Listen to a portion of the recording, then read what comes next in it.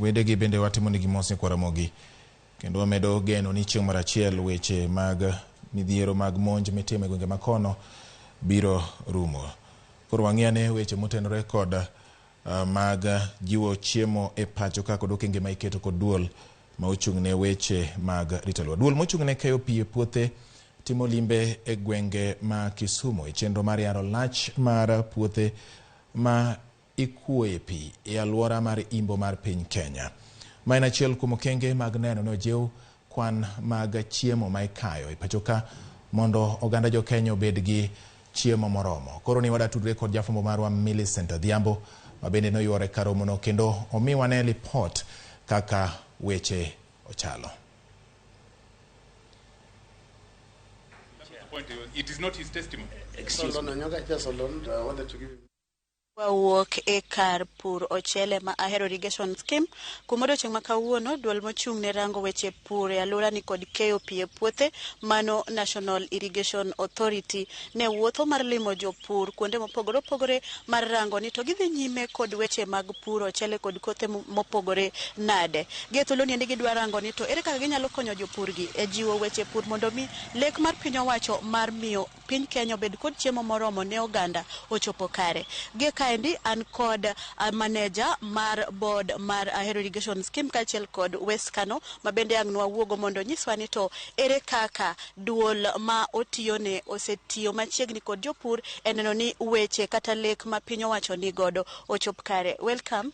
I'll start with you and you'll just brief us that what is the work of National Irrigation Authority? What are you doing towards achieving the dream of national government of achieving the food security in Kenya, and how are you people expanding the schemes around this area? Okay, my name is Kennedy Ouma. The scheme manager of Western Kenya schemes. We are here at Ahero Irrigation Scheme, and our main objective is to ensure that we have water to every irrigable acre. And now here in Ahero, we do infrastructure support, development, and rehabilitation of major infrastructure within the scheme. So far in Ahero, we have just begun the new cropping program, and by now, the program we began 1st of April, and we have already done around 883 acres of land in Ahero, and in West Kano, we have done close to about 1,000 acres from May this year. So we are supporting farmers even in the outgrowers irrigation scheme, and we have been able to bring on board close to 16,000 acres of land under irrigation within this area. That is Ahero and the community irrigation scheme within this region. So we expect that by the end of this season, we are likely to harvest close to about 40,000 metric tons, valued close to over 1.8 billion Kenya shillings.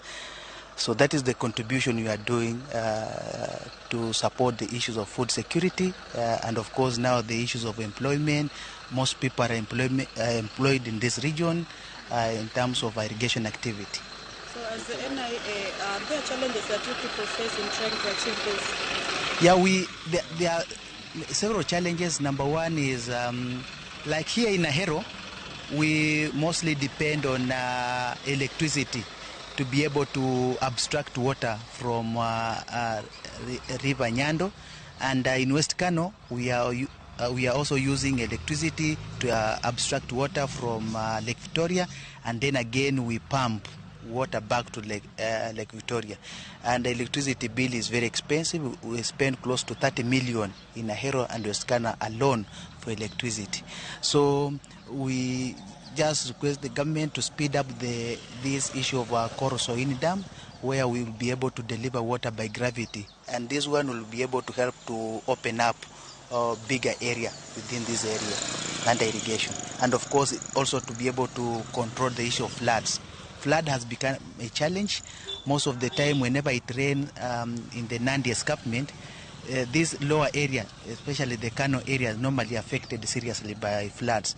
And when the floods occur, they destroy most of our infrastructure, especially the roads, and the canal becomes silted, which require frequent desilting, and that is extremely very expensive.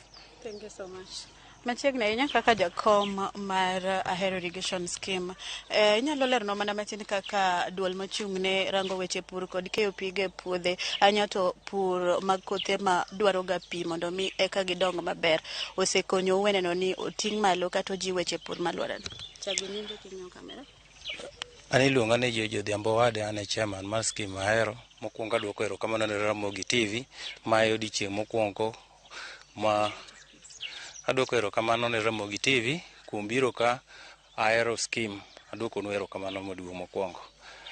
National Irrigation Authority osekonyowa maduong'. Kech aparo ni sani nyaka nchwa los program dwe mar 4, sani wan gi eka 600 mosepuro ma sani dhi mbele. To wan gi shida matindo tindo mang'eny.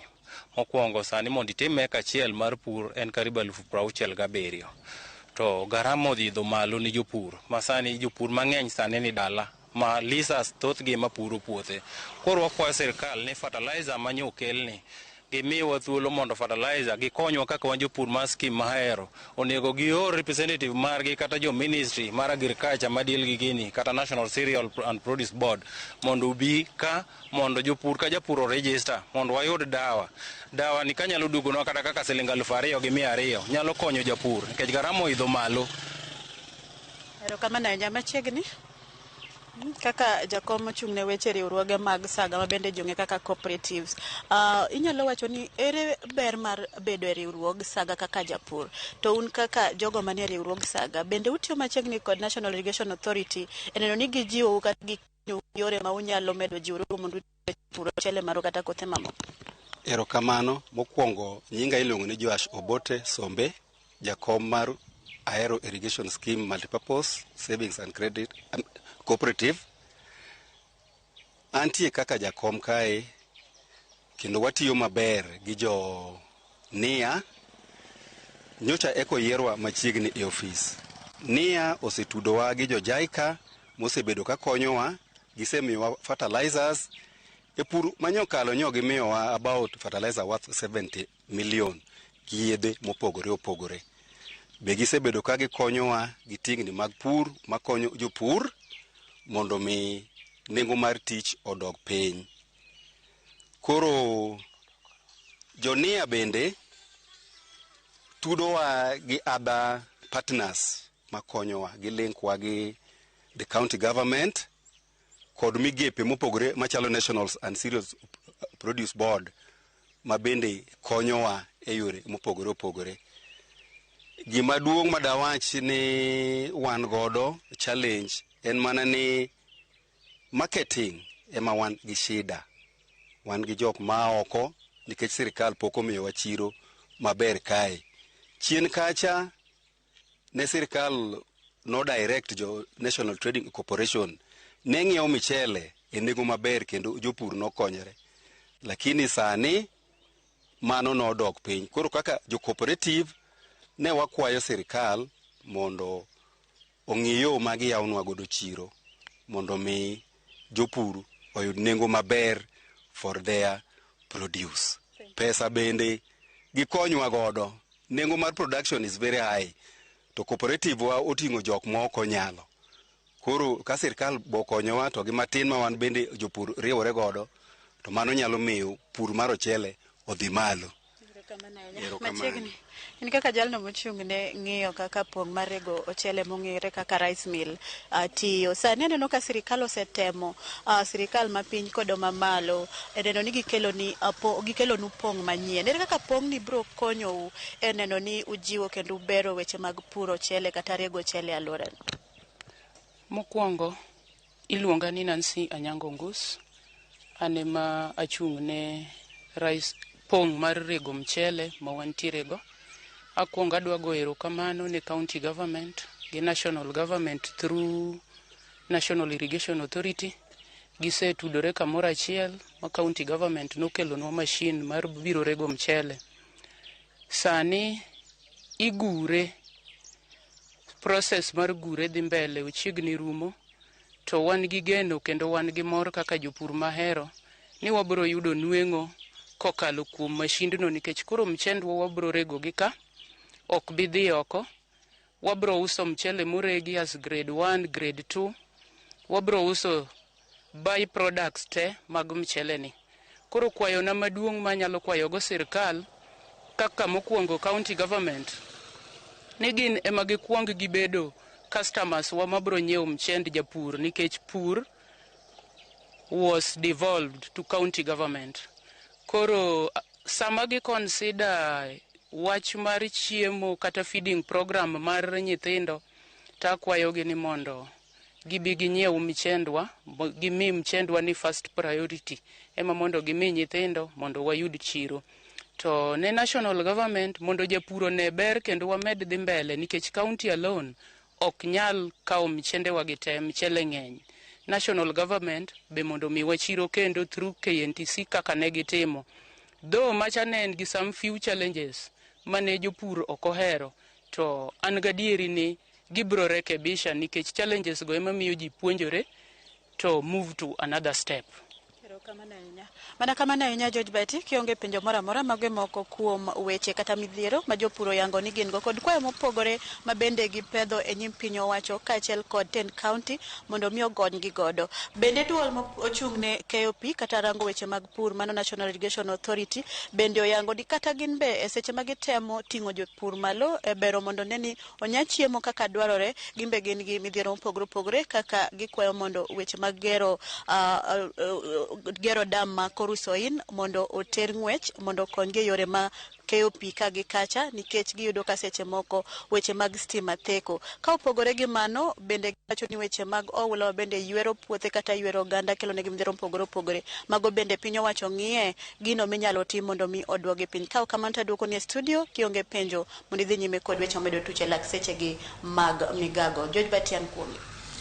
Erokamano Nyamili Center Dhiambo kuom lipot manimba ka jogo mochung'ne weche mag kuonde pur ma irrigation scheme ma bende tiye koda pi ka ikuoyo puothe golo paro gi kwayo margi kaachiel kod gigo magineno ka nyalo kelo negi lokruok e weche mag jiwo keyo margi mar ochele gwenge makono. Wadhi nyime. Riwruok mar Lab Fund ka otene kod piny owacho mar kaunti ma Migori kaachiel koda